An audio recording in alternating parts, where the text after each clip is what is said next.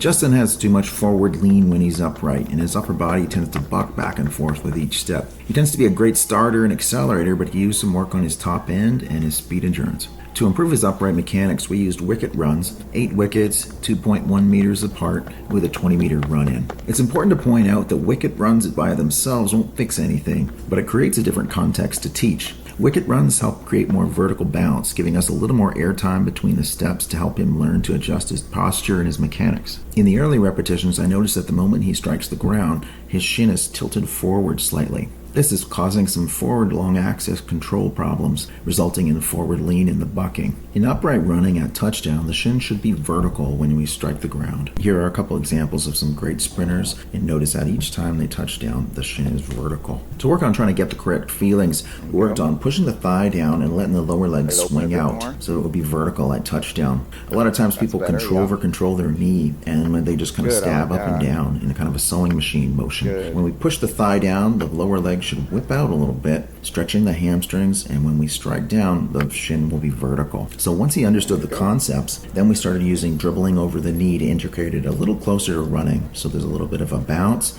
and feeling that pushing down of the thigh and the lower leg whipping out a little bit. Then we return to the wicket runs to see if he could incorporate that motion into his running. So as the thigh moves down, we don't want to use the quad to kick out and then pull back with the hamstrings. We want a whipping action from the hip and letting the lower leg swing out from the force of the thigh swinging down. Next. So here you can see the change between before and after. So see how the lower leg is swinging out, and by the time we touch down, the shin is vertical. We never discussed the forward lean and the bucking at all. We didn't even talk about it, but you can see that it disappeared just by correcting the lower leg mechanics. 1 week later than this, he ran his PR, first time he broke 11 seconds in the 100 meters. Follow me for more sprint and jump analysis and tips. Send me a DM to learn how remote coaching can help you reach your goals.